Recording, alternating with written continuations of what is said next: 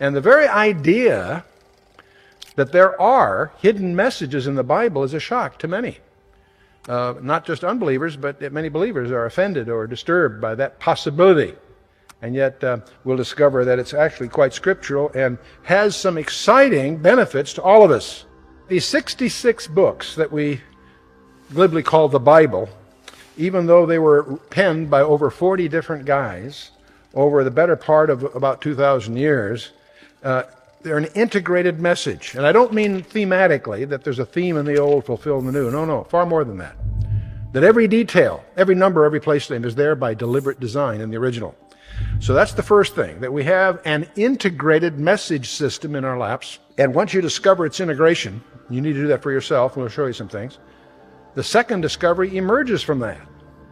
And that is that the origin of this integrated message system had to come from outside our time domain.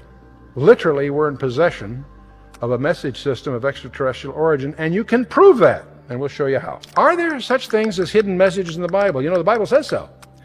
One example is Proverbs 25:2. It is the glory of God to conceal a thing, and the honor or duty of kings to search out a matter. I'd like to give you a little background in a technology that most of us probably have not had any serious exposure to.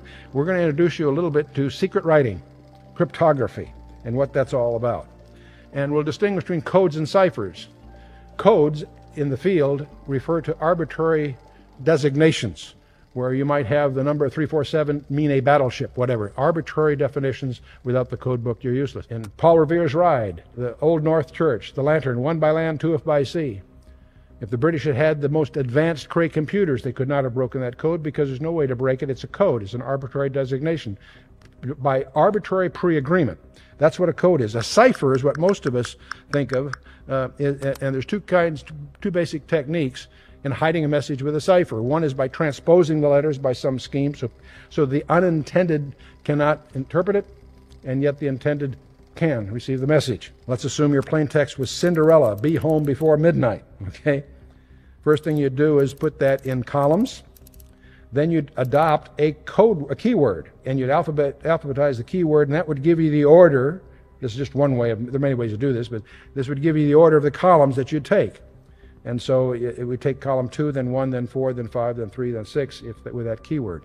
But along came, as we move through history, the famous Cardano grill. The idea was that you would be in possession of a grill with some holes in it, or you'd have the formula by which to cut a grill with those holes, either way. And if you took a message, and this is obviously a very crude message to give you an idea, for leverage, try only cereals listed in Social Lovers editions. It deliberately is meaningless.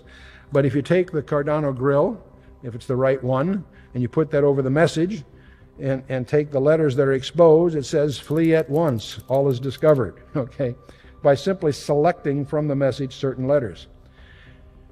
This is the kind of code you find in the Bible. One of the simplest forms of this is simply to take every nth letter, every third letter, or every fourth letter, or every fifth, whatever. And with a computer, of course, you can try all of them and discover all kinds of hidden messages. What are their significance? We'll get to that. So this is the Cardano grill. But the method that derives from all of these that we encounter, and there's been a lot published by, is what's called the equidistant letter sequences, which is really just a variation of the Cardano grill with the simplest possible formula, a fixed linear sequence of skipped letters. And what's interesting, very few people today are aware that taking this to the next level, a nonlinear sequence of more complicated things. The equidistant letter sequences are actually not very useful for secrecy. They're easy to find. But they can be used to authenticate a message because they're very, very hard to simulate. And interestingly enough, that's exactly what God has done with His Word. Since God has the technology to create us in the first place, does He have the technology to get a message to us? Of course He does. The trick is, how does He authenticate His message? How does He let us know that it's really from Him and not some kind of contrivance or a fraud? That's called authentication. And we'll talk about some surprising ways God has done that within your text. Well, we've talked about transposition ciphers, but by far the more important category of ciphers are substitution ciphers in several categories. Monoalphabets, polyalphabetic, polygraphic, and some more advanced forms. The Caesar cipher is perhaps the simplest, used literally in those days. The idea is very simple. If you take a sentence, you would take not those letters, but some formula of letters. Say, for an example, each letter would be substituted for the letter that was the third after it in the alphabet. So if that's the case, this is a fascinating session. It would translate into a series of letters that would be absolutely meaningless unless you realize that each letter really is alluding to a letter 3 steps before it in the alphabet. Do you follow me? Very simple, and yet unless you know that, it's pretty tricky. But all of these, in effect, are one-on-one mapping, where you take some alphabet and you simply one-on-one map it. In this particular example on the screen, the word enemy becomes SWSHP. And because for the E, you substitute the S, and for the N, you substitute the W, et cetera, et cetera. One of the things you'll discover, by the way, and I'll anticipate a little bit of the talk here, as history goes on, most of the kings in Europe had on their staff former Jewish rabbis. And many of the rabbis drew upon traditions that go way back among the scribes. And one of the things that's going on today is the rediscovery of some of the techniques that were prevalent back then. But, well, of course, out of these techniques came devices. Alberti's cipher disk being an example of that. The Wheatstone disk that followed. Thomas Jefferson had his wheels, and Babbage had his difference engine, which led to the computer industry. The Enigma machines in World War II were a major factor in what was going on. Turing and von Neumann machines were invented to do that, and out of that, of course, came what we think of as the modern computer. And, of course, modern computers are a whole different ball game. You know, the technology in computers doubles about every 18 months, has for years. If you have a laptop with a Pentium 3 in it, and if you had had that in 1995, it would have been classified as one of the 500 fastest computers in the world. We laugh at that now. Let's get at it now with this little quick survey. What about the Bible codes? We hear so much about that. And when they say Bible codes, what they mean, whether they know it or not, is a specific code called the equidistant letter sequence, or ELSs.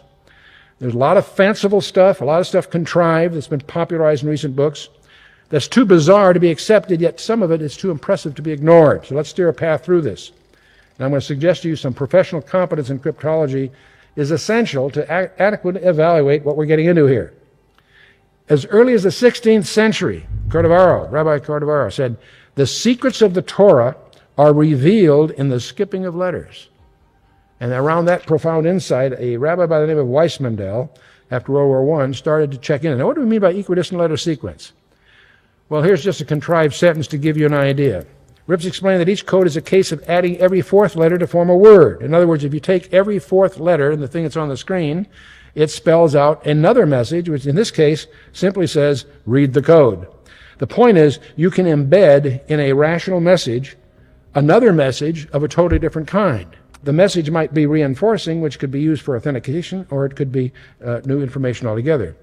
Well, having said all that, let's take a look at the book of Genesis in Hebrew. Relax, we don't have to get into the Hebrew here, but if you go to the first how, and then you count 49 letters, you come to a vav, and you count 49 letters, you come to a resh, and you count another 49 letters, and you come to hey. Now that happens to spell Torah. You say, well, that's kind of curious, but just a statistical, accident perhaps. With switching theory, you could probably calculate the odds. It's very, very rare, as you can imagine. But you're puzzled by this, so you go to Leviticus, nothing happens. But you get to Numbers, something even weirder happens. The same thing happens if you spell it backwards. And when you go to Deuteronomy, you have the same equivalent type of thing, say. You got Torah spelled backwards in 49-letter intervals. You say, what on earth is this? Is too designed to be accidental. And what's the point? Well, you go to the middle book in the 5, it's Leviticus, and now we're not talking 49 letters, we take the square root of that, 7, and we discover that in intervals of 7, you have the name of God. So we have Genesis and Exodus, it goes in the proper direction. Numbers and Deuteronomy, it goes backwards, and in the middle you have Jehovah. In other words, the Torah always points to Jehovah. This is a design in the text. And yet the text is not contrived. It carries the most important narratives in the Bible. And so we look at this, and what do you make of this? I'm not sure.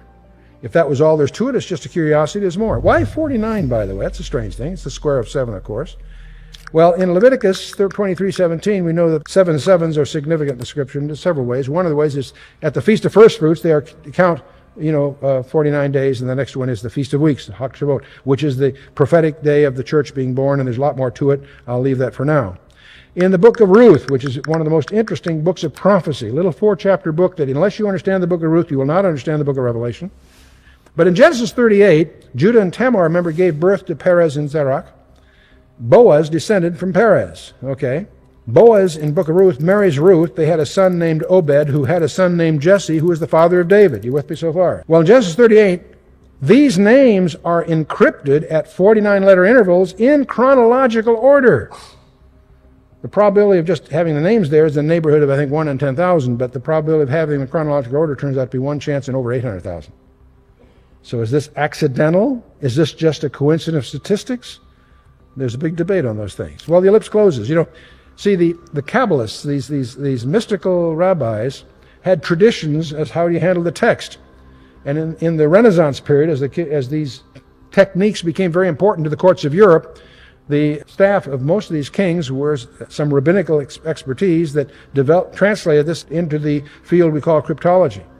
And as that matures, we start having mechanical aids that ultimately leads to the Enigma machines in Germany, the wartime computer development, and the rediscovery of the codes themselves. The loop is closed. See, in other words, it was that technology that created the codes that gets reflected ultimately in machinery, which now allows us to rediscover things that the ancient rabbis knew. If you look at Genesis 2, the end of chapter 1 and the beginning of chapter 2, you have a section of text.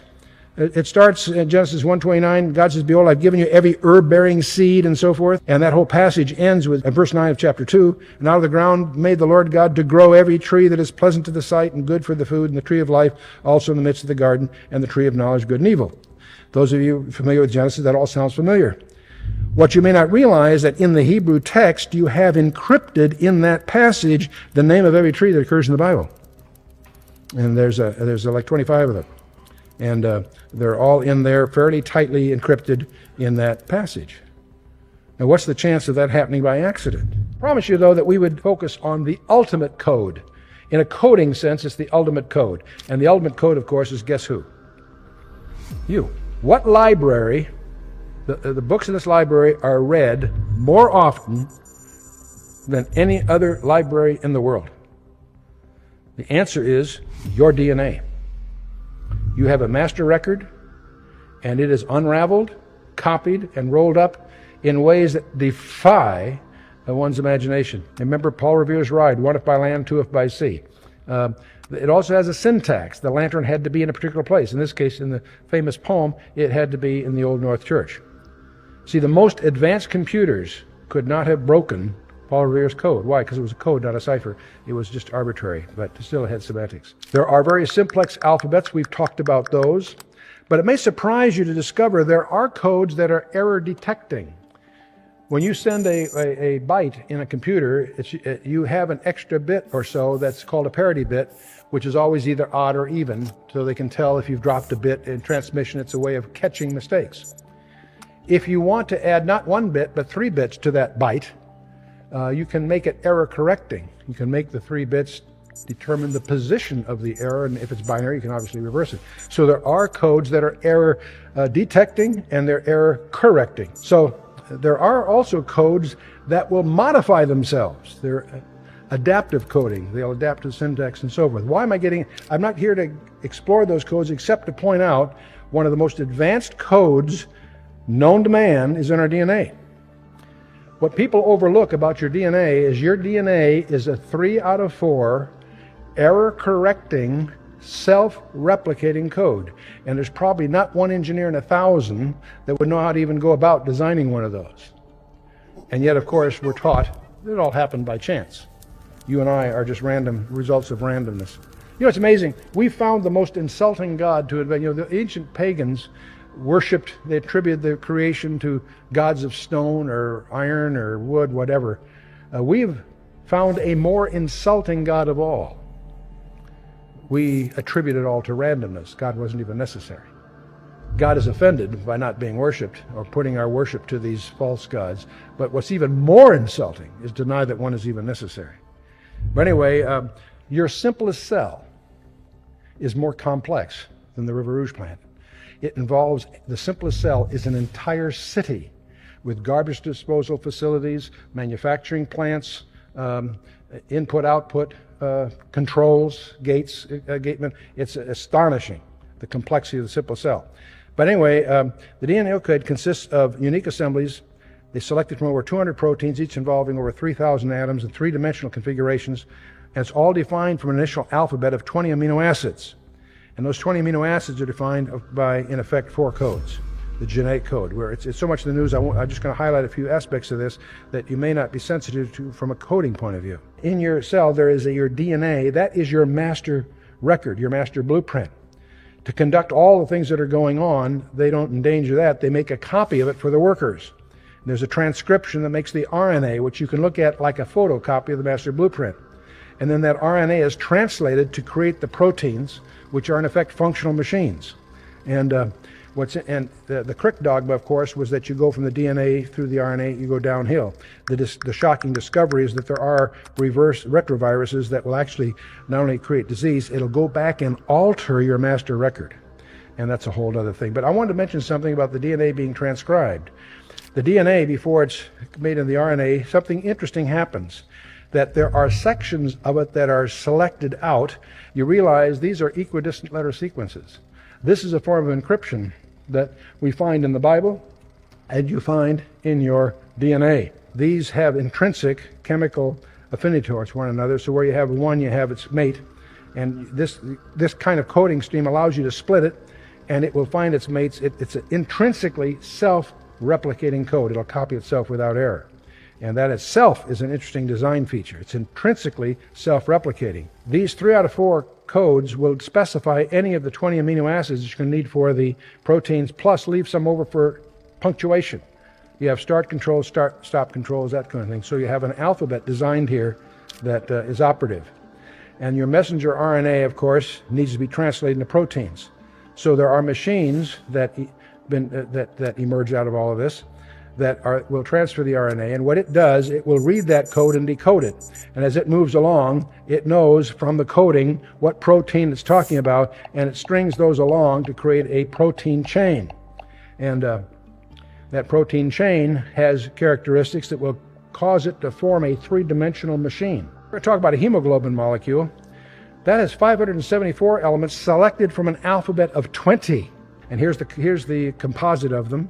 There's elements of all these different amino acids in a specific sequence, and if you don't have that sequence, you have hemoglobinopathy. It's fatal. The formula for the linear arrangements is a factorial thing. Anyway, it's 10 to the 600 with 650 zeros. Just one of them is hemoglobin. The others are hemoglobinopathy. So did this happen by chance? Hardly. Let's take the bacteria with a flagellum. You've probably seen them under microscopes in school. Flagellum has a little tail that propels it through the fluid. If you examine that, there's a place where that little tail, the flagellum, enters the bacteria. And we're going to look at just the place where it enters, and we discover something very interesting. There is what's the equivalent of an electric motor with slip rings, all kinds of over 40 parts, any one of which is missing, it doesn't work. And so this is not something that could have happened. It's something that was very skillfully designed. Anybody that's ever been on a design team knows that designs don't happen. They have to be crafted. See, the real question, the reason the evolutionists can't explain life, they can't explain which came first, the DNA or the proteins. You can't have proteins without the DNA. You can't have the DNA without proteins. It's even deeper than the chicken and egg classic one. It takes protein to construct the DNA. It takes DNA to make the protein. See, they both had to be created at the same time in a consistent system architecture. Which came first, the DVD or the DVD players? They have to come together to create a function that's useful. Same sort of concept. Every engineer would know that. The whole concept of evolution is absurd. But the real you, I can see the real you is software, not hardware. Call it soul, spirit, give it what vocabulary you like. The real you is software, not hardware. The real you has no time dimension. The real you is eternal, whether you like it or not. We have in our possession an integrated message system. Even though it was written in 66 books by over 40 guys over almost 2,000 years, we now discover that every detail, every number, every place name, is there by deliberate design. And that's something you have to discover for yourself. But when you do, it'll change your entire perspective, because you'll stumble to a second discovery deriving from that one, that the origin of that message system had to come from outside our time domain, because it writes history before it happens with a precision that's staggering. Our universe is but a shadow of a larger reality. That's their words, not mine. And when I first read that, it blew me away, because that's exactly what the Bible has been saying all along. It feels solid because the molecules of my hand are colliding with the molecules of the... So it feels solid. That's an electrical illusion. It's a virtual thing. We're going to get into that, believe it or not.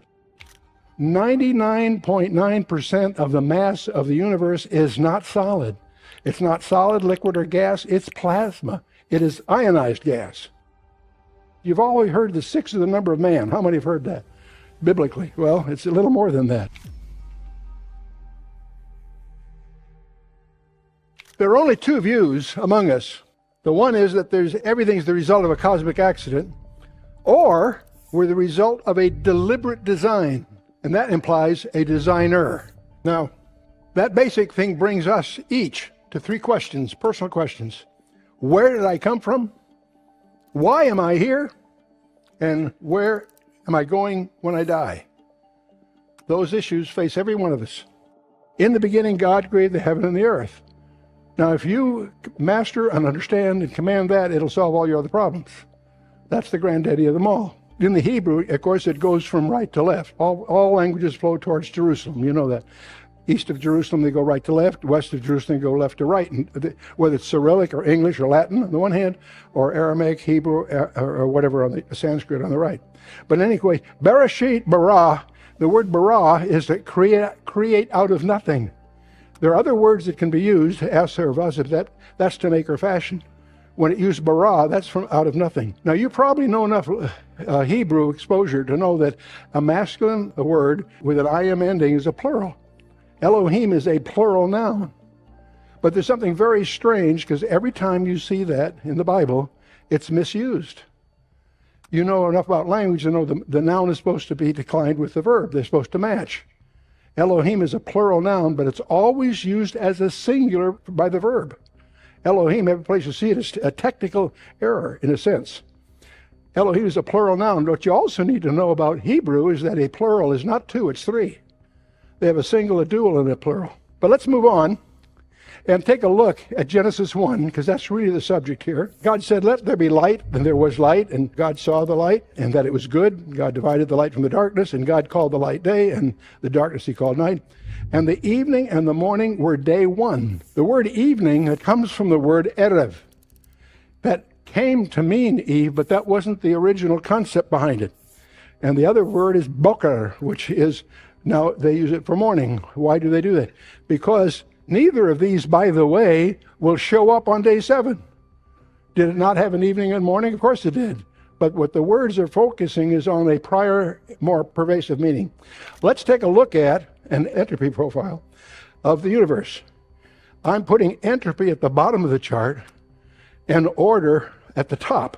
In other words, entropy is the maximum at the bottom, and order is maximum at the top. Are you with me so far? Day 1, we have erev and boker, which is a reduction of entropy or an increase in order, okay? Erev means disorder or obscurity, and at night things are dark and obscure. And that word also becomes meaning for night, but it's a pun, but it's the prior meaning is erev. Boker is discernible order. We're going from disorder to order, going from erev to boker. And that comes to mean morning and evening, but that is a pun, if you will, of a deeper meaning, if I may. Now, on that first day, God makes his first direct quote in the Bible, let light be. And let's take a look at, as we study the very nature of light. Boy, we could spend a whole hour talking about that. But most of you realize that every particle has an antiparticle, and when an antiparticle hits a positive particle, they annihilate each other and give off a photon, give off light. But another way of saying that is if I reverse the entropy, that shows how light can create a symmetrical set of particles out of nothing. And that's the mechanism we find in day 1. But let's move to day 2. from Erev to Boker, there's another step of creation, and that's creating the atoms and the molecules. Let's talk about an atom, because this is a grasp you really need to get. We've all in school made little diagrams, and I'm using hydrogen, one of the simple ones. We have a nucleus and an electron going around it. This is not the scale, but I'm going to try to communicate the scale to you if I can. We know that the atom is about 10 to the minus 8 centimeters in size. The nucleus is about 10 to the minus 13. The numbers aren't important, but the ratio is. What we're saying here is that it takes 100,000 that distance to make the orbit of the electron. 100,000. The ratio between the two is 10 to the 5th, 100,000. Well, if that's the linear distance, the area would be that squared, right? So that would be 10 to the 10th. The volume would be that number cubed. You with me so far? How many follow that? So that's the 10 to the 15th number is a staggering number. And I remember I was on a board with Dr. Teller, and they were using a 10 to the 15th number, and I said, wow, that's more than there are seconds in 30 million years. And they looked at me shocked. They use those numbers, but they didn't have a personal grasp of what they mean. See, 10 to the 15th is the same ratio as 1 second has to 30 million years. See, when I say it that way, you get a feeling for what 10 to the 15th is. If I say this podium is solid, and you say, no, Chuck, there's nothing here, you're more right than I am by a ratio of 1 second to 30 million years. This is an electrical simulation. It feels solid because the molecules of my hand are colliding with the molecules of the... So it feels solid. That's an electrical illusion. It's a virtual thing. We're going to get into that, believe it or not. We're learning that space is not empty. It has permittivity. It has permeability. As any radio ham will tell you, it has intrinsic impedance. When you tune an antenna for transmission, you're trying to match the impedance to the impedance of space. Velocity of light, of course, has been slowing down. That's a whole other story. But the zero-point energy, most physicists will tell you that's just a mathematical concept. No, there's a surprise coming. They've now discovered that the zero-point energy is measurable, it's staggering, and it's revising our whole perception of subatomic particles. So that it happens as you get into that and really understand the fabric space, the arguments fall into our lap. If the temperature of an empty container is lowered to absolute zero, there remains a residual amount of thermal energy that cannot by any means be removed. It's called the zero-point energy. A vacuum is now known to be a vast reservoir of seething energy of which particles being formed and annihilated constantly. Why does the electron in an atom not radiate itself out and collapse? Why doesn't that happen? Because it's made up by the zero-point energy replaces it. And that's exactly what Paul tells you in 1 Colossians 1, by the way. But we'll move on here. Let's go to day, we're just getting warmed up. We're going to day 3 already. And there we have the land and the oceans and so forth. Just take one thing off the earth, take a leaf off a tree, and you discover it's more complicated than most of us can possibly understand. In fact, not only that leaf itself, but its place in the cycle. The plants give off the oxygen and the sugar, and the animals need that, and they give off the CO2, which the plants need.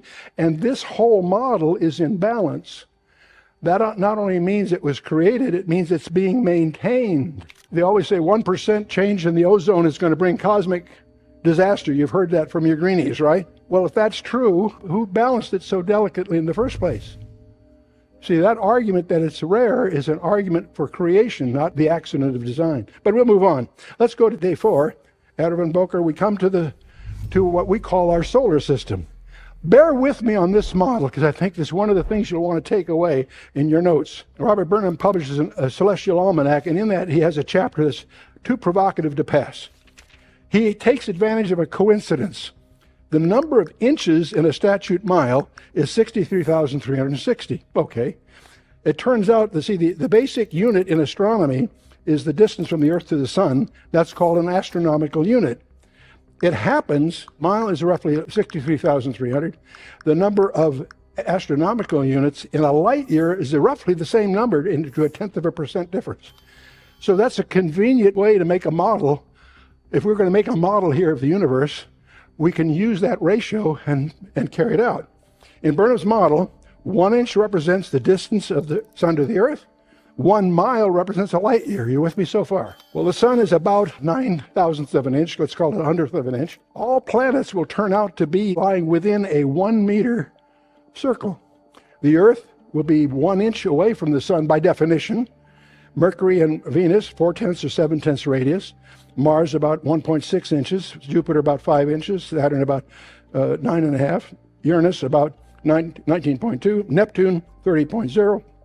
Pluto, 39.5 inches. In other words, if we're building this model, we have a period, the center at the sun, and the entire model would be within a radius of 1 meter. So far we're doing it, we can sort of visualize that. That's important. Well, the nearest star is Alpha Centauri, 4.5 light years away. Okay, so we need a speck. It's about the same size as our sun, so it's a speck about the size of a period that we've got to not only place 4.5 miles away in our model. How much influence would gravity have? 2 specks of dust, 4.5 miles away, when you're supposed to square the distance between them. In other words, it's worse than that. By the way, the Milky Way would be 100,000 miles in radius. If you look at your equation of gravitation, it has a denominator of the distance squared. In other words, whatever the distance is, you got to square that in the denominator, which means the further away they are, it disappears into being meaningless. See, the plasma physicists have been trying to tell that to us for several decades. The astronomers aren't listening. They haven't done the math. If you take a look at your fundamental forces from your textbooks, you'll discover that gravity is 10 to the minus 38, electromagnetic 10 to the minus 2. In other words, electromagnetics outperform gravity by 10 with 36 zeros after it.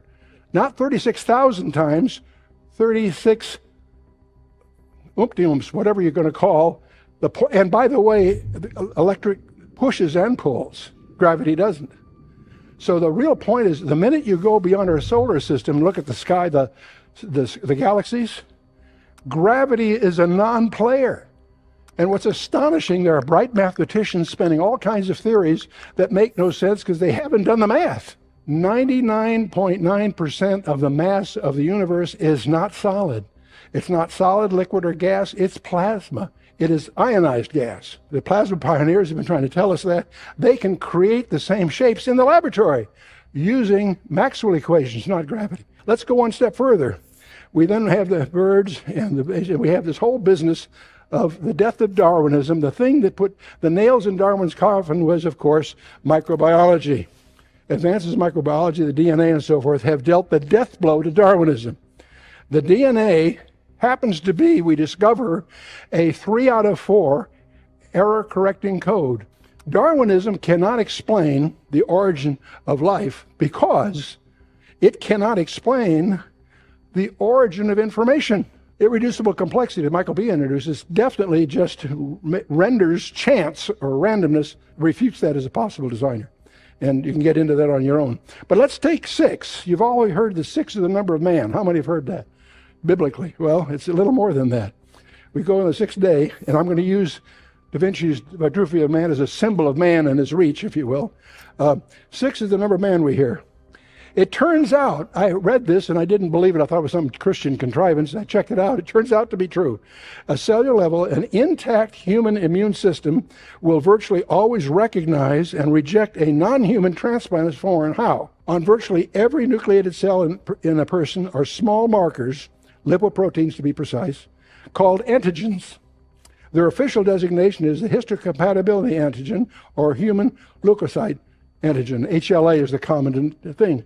And it turns out certain antigens are the same in every human and are only found in humans, although given individuals may have different arrangements and collections of these molecules. The irony is that every person, on virtually every cell in that person, this marker mankind's product, and it's a product of one certain chromosome.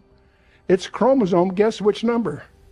6. The interesting, provocative thing, when you get to day 7, we know that the creation stopped, right?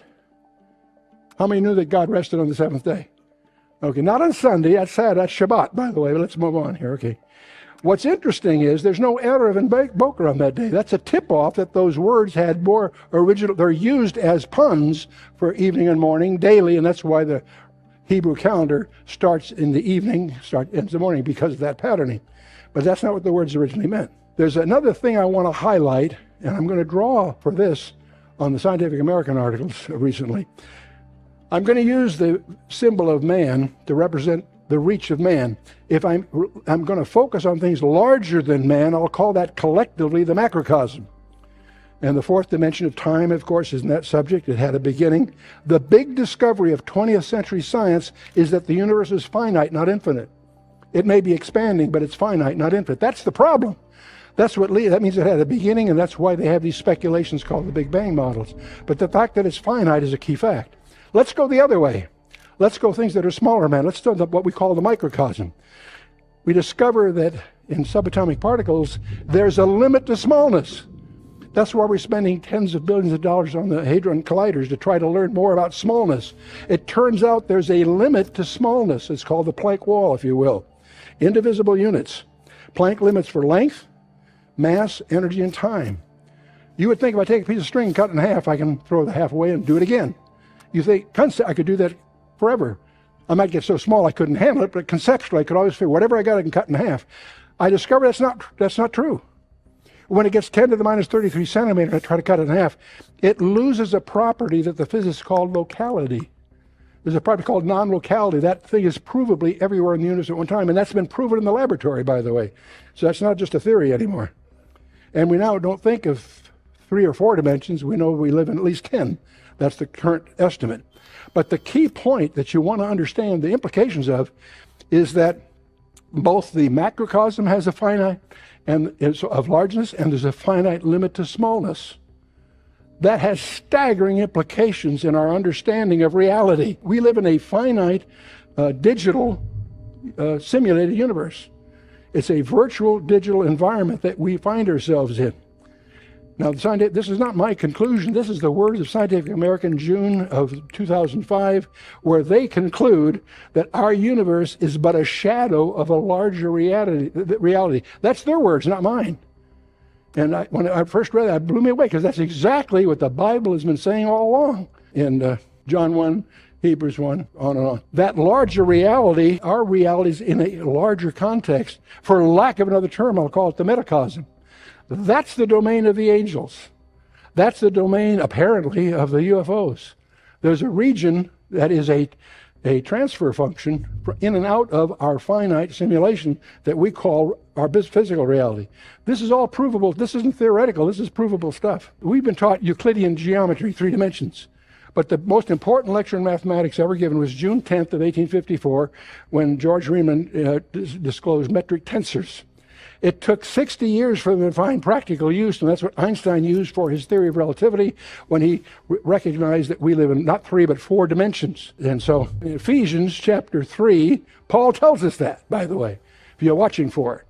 Ephesians 3:17, that Christ may dwell in your hearts by faith, that ye being rooted and grounded in love, may be able to comprehend with all saints what is that breadth, length, and depth and height, to know the love of Christ which passes knowledge, that you might be filled with all the fullness of God. The point is breadth, length, depth, and height. 4 dimensions. Back in the 12th century, a Hebrew sage by the name of Nachmanides, by studying Genesis, concluded the universe has 10 dimensions. We can only know about 4 of them. Particle physics in the 20th century have now concluded that we live in about 10 dimensions. That's a current estimate.